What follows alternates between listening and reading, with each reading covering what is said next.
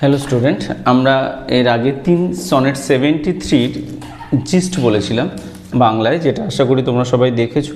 যদি কেউ না দেখে থাকো তাহলে ওটা একবার দেখে নিও, কারণ ওটা দেখলে তোমার সুবিধা হবে। তো আজকে আমরা সনেট 73 লাইন বাই লাইন আমরা পড়বো। সনেট 73কে আমরা লাইন বাই লাইন ডেসক্রিপশন করব। তার আগে বলে দিই, সনেট 73 কে লিখেছে উইলিয়াম শেক্সপিয়ার লিখেছে, যেটা কত সালে লিখেছিল? 1906 সালে পাবলিশ, 1909 সালে এটা পাবলিশ হয়। যেটা একটা শেক্সপিয়ারিয়ান সনেট বা অথবা আমরা একে ইংলিশ সনেটও বলতে পারি, যেটা 3 কোয়ার্টেন এবং একটা কাপলেটে লেখা ছিল। তো 3টে কোয়ার্টেন মানে 4 লাইন করে 3টে, আর 2টো হচ্ছে কাপলেট, মানে একটা কাপলেট যেটা 2টো লাইনে লেখা। তো এই 14 লাইনের কবিতা, যেই কবিতার মুখ্য বিষয় কি? মুখ্য বিষয় যে উইলিয়াম শেক্সপিয়ার যখন তার বয়স হয়ে যায়, তখন সে তার বন্ধু উইলিয়াম হার্বার্টকে কেন্দ্র করে এই কবিতা লিখেছিল। বলা হয় যে যখন এই কবিতা লেখা হয় তখন উইলিয়াম হার্বার্টের সাথে তার বিচ্ছেদ হয়, এবং সেই বিচ্ছেদকে কেন্দ্র করে তার মনের যে দুঃখ, সেই দুঃখ থেকেই এই কবিতা লেখা। এবং সেই কবিতা লেখে এই জন্যে যে উইলিয়াম হার্বার্ট যদি কোনো সময় এই কবিতা পড়ে তাহলে সে যেন তাকে আরও বেশি ভালোবাসে। তো আমরা জানি এটা যেহেতু 73, টোটাল 154টা সনেট লিখেছিল, তার মধ্যে এটা 73। এই কবিতার যে ফার্স্ট লাইন অনেক সময় এই কবিতার নামকরণ হয়ে থাকে। তো আমাদের এখানে এই কবিতায় সনেট 73 রয়েছে, বাট আমরা কোনো জায়গায় হয়তো এটা that time of the year বলেও আমরা পাবো। চলো কথা বাড়িয়ে লাভ নেই, চলো এই কবিতার মধ্যে আমরা ঢুকে যাই। কি আছে বলছে? That time of the year দাও মাইস্ট ইন মি বিহোল্ড। বছরের that time of the year, বছরের ওই সময়, দাও হচ্ছে ইউকে বলা হয়। এগুলো আর্কেটিক ইংলিশ যেগুলো আগে ব্যবহার করা হতো। দাও মাইস্ট হচ্ছে মেয়ের সংক্ষিপ্ত রূপ, মাইস্ট, এটাও আর্কেটিক ইংলিশ। বলছে সেই সময়, বছরের সেই সময় তুমি আমাকে দেখতে পাবে। Behold when the yellow leaves. বছরের সেই সময় শরতের কোনো এক অংশে, কোনো এক সময়ে গাছের সবুজ পাতার মধ্যে তুমি, এই হলুদ পাতার মধ্যে তুমি কি করবে? আমাকে উপলব্ধি করতে পারবে।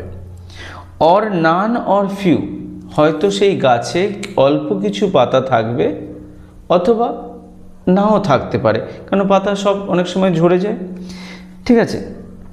থাকতেও পারে বা নাও থাকতে পারে। ডু হাং আপন দিস বাউজ। বলছে যেই পাতাগুলো থাকবে সেগুলো কি করবে? ডু হাং, ঝুলে থাকবে। আপন those bows which shake against the cold. যেই পাতাগুলো অবশিষ্ট থাকবে হলদে পাতার মধ্যে, সেই পাতাগুলো ডালে কি করবে? শীতল বাতাসে সেগুলো কি করবে? দোদুল্যমান অবস্থায় থাকবে। তুমি তার মধ্যেও আমাকে দেখতে পারো। তার মানে কবি বলতে চাইছে তারও জীবনের শেষ পর্যায়ে সে চলে এসছে, অন্তিম লগ্নে সে চলে এসছে।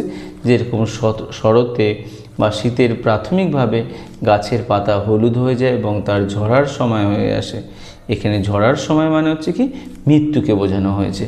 তো তুমি আমাকে বছরের কোনো এক সময় কি করবে? ওই রূপে আমাকে পাবে। দেখো এর মধ্যে কোনো অসুবিধা নেই। তারপরে কি বলছে? বেয়ার রুইন কর। বলছে বেয়ার মানে কি? শূন্যতা, বা যেখানে প্রায় কেউ নেই বা ধ্বংস। রুইন মানে ক্ষয়প্রাপ্ত বা ধ্বংসপ্রাপ্ত। Bear ruin কয়ার্স। কয়ার্স হচ্ছে কি? কয়ার্স হচ্ছে চার্চের একটা বিশেষ অংশকে বলা হয় কয়ার্স, যেখানে আগে কি করা হতো? যে ধর্মীয় যে জ্ঞান, ধ্যান, গান, সেখানে কি করা হতো। তো এটা কি হয়? এটা পরবর্তীকালে যখন আমরা দেখব যে 1536 থেকে 41 সময়ে হেনরি VIII যে ইংল্যান্ডের রাজা ছিল, সেই সময় কী হয়? প্রায় কয়েক হাজার কোয়ারকে ধ্বংস করে দেয়।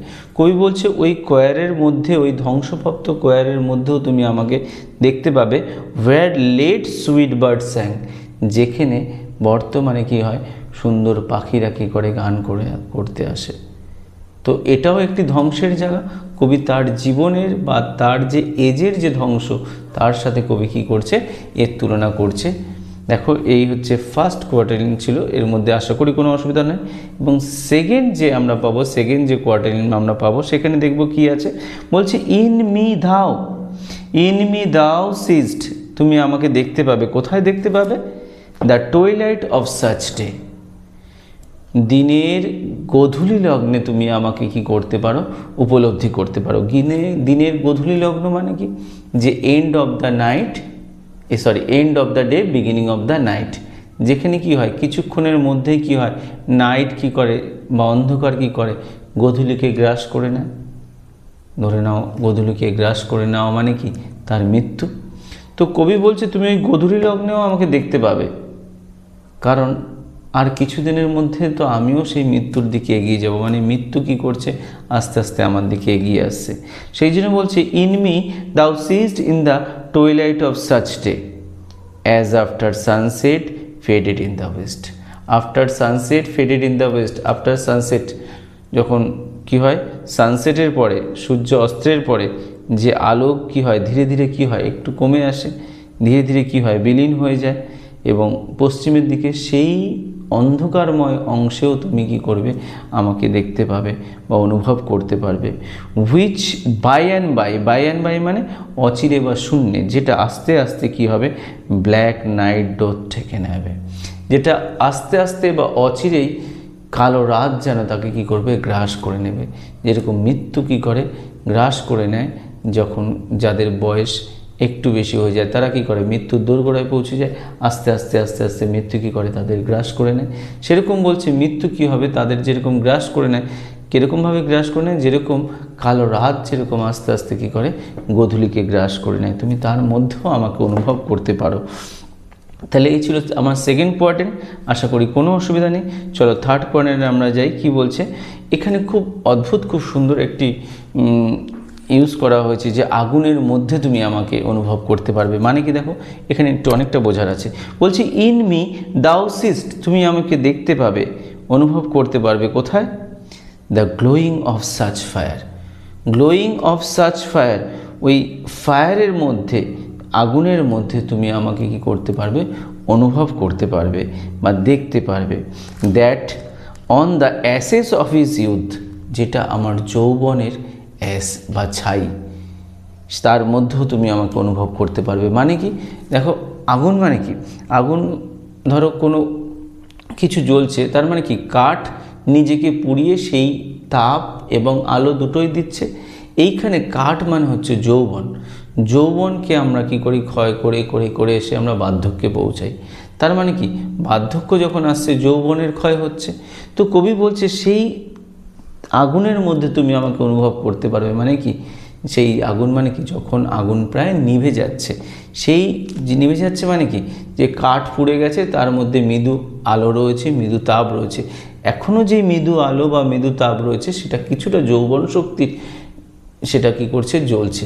তো কবি বলছে কি তুমি তার মধ্যেও আমাকে কি করতে পারো, অনুভব করতে পারবে। অ্যাজ দ্য ডেথ বেড, যেটা কি, যেটা একটা মৃত্যুর কি করে, যেটা একটা ডেথ বেড, মানে মৃত্যু আসতে চলেছে বা last time of the death. As the death bed worn, যেখানে ইট মাস্ট এক্সপায়ার, যেখানে সব কিছু কী হয়ে যায়, শেষ হয়ে যায়। তাহলে মৃত্যুতে যখন আসে তখন কী হয়, সব শেষ হয়ে যায়। তো সেটাই বলছে অ্যাজ দ্য ডেথ বেড ওয়্যারন, ওয়্যারন মানে কি, যেখানে, যেখানে মৃত্যু কী করে দেয়, সব কিছুকে শেষ করে দেয়। কনজিউম, গ্রাস করে নেয়। কি কনজিউম করে নেয়, consume with that with it was nourished by. এতদিন যারা তাকে কি করেছে, লালিত পালিত করেছে, খেয়াল রেখেছে, তারাই কি করছে, তাকে কি করছে, গ্রাস করে নিচ্ছে। মানে কি, এতদিন তাকে কি করেছে, যৌবন দেখেছে, যৌবনের ভরে সে এগিয়ে গেছে। আজ সেই যৌবন যখন আস্তে আস্তে কমে যাচ্ছে, তখন কবি কী হচ্ছে, সেই যৌবনের ভারেই কী হচ্ছে, তার মৃত্যু ঘটছে। এটাই আবার যখন আগুনের সাথে তুলনা করা হচ্ছে, কী হচ্ছে, যে কাঠ নিজেকে জ্বালিয়ে সে কী করছে, আলো দিচ্ছে, তাপ দিচ্ছে, আর যখন সেই কাঠ পুড়ে যাচ্ছে, তার যে ছাই, অ্যাসেসের চাপেই সেই আগুনের কী হচ্ছে, মৃত্যু ঘটছে। সেই জন্য এই লাইনটা এরকম বলেছে, কনজিউম উইথ, কনজিউম মানে কি, গ্রাস করে নিয়েছে।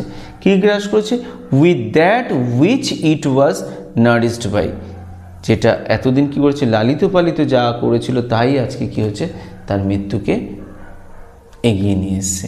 তাহলে এই তিনটে কোয়াড্রেন্টে আমরা দেখলাম যে তিনটেই হচ্ছে কি, তার দুর্বল চিন্তা ভাবনা যে তার জীবনের শেষ লগ্নে চলে এসছে, আর কিছুদিনের মধ্যেই তার কি হবে, মৃত্যু ঘটবে। এইবার শেষের যে কাপলেট রয়েছে এইখানে আমরা দেখব কবি কেন এই কথা বলছে। কেন বলছে? কারণ সে চায় তাকে আরও তার বন্ধু ভালোবাসুক, যে বন্ধু আজ তার কাছে নেই, এবং যখন সেই কবিতা শুনবে, যখন সেই কবিতা পড়বে, সে তখন তাকে আরও আরও ভালোবাসবে। তো দেখো খুব সুন্দর লাস্ট দুটো লাইন বলছে, দিস দাও, দিস মানে এটা, এটা মানে কি, এই কারণগুলো, দিস দাও এটা তুমি কি করতে পারবে, পারসিভ বুঝতে পারবে। আশা করি তুমি কি করেছো, এটা বুঝতে পেরেছো। হুইচ মেক দাই লাভ মোর স্ট্রং, এবং এর ফলে কি করো, তুমি তোমার যে ভালোবাসা আছে সেই ভালোবাসাকে আরও আরও আরও বাড়িয়ে দাও। ঠিক আছে, কারণ আমি আরও ভালোবাসা চাই, মৃত্যুর আগে আমি তোমার মানে আমি তোমাকে ফিল করতে চাই, মৃত্যুর আগে তুমি আমাকে আরও ভালোবাসো, যাতে মৃত্যুর পরে আমার যেন কোনো না অভিযোগ থাকে, কোনো আকাঙ্ক্ষা থাকে যে তুমি আমাকে ভালোবাসোনি। সেই জন্য বলছে তুমি যখন বুঝতে পারবে তুমি আমাকে কি করো, আরও আরও ভালোবাসো।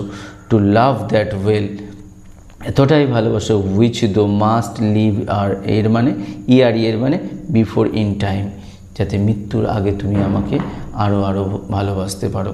তাই বলছে টু লাভ দ্যাট ওয়েল, তুমি এতটাই আমাকে ভালোবাসো, which the must leave ere long, যেটা মৃত্যুর আগে তুমি আমাকে কি করবে, বিফোর ডেথ তুমি আমাকে আরও ভালোবেসে যাবে, যাতে আমি তোমাকে কি করতে পারি, আমার মধ্যে মৃত্যুর পরে কোনো আকাঙ্ক্ষা না থাকে, কোনো কষ্ট না থাকে যে তুমি আমাকে ভালোবাসোনি। তাহলে দেখো এই কবিতা এতটাই সুন্দর, সে তার বন্ধুকে এতটাই ভালোবাসে, সে কল্পনা করছে তার মৃত্যুর পরে যেন তার মধ্যে কোনো রকম না অভাব থাকে, অভিযোগ থাকে, কোনো আকাঙ্ক্ষা থাকে যে তার বন্ধু তাকে আরও ভালোবাসেনি।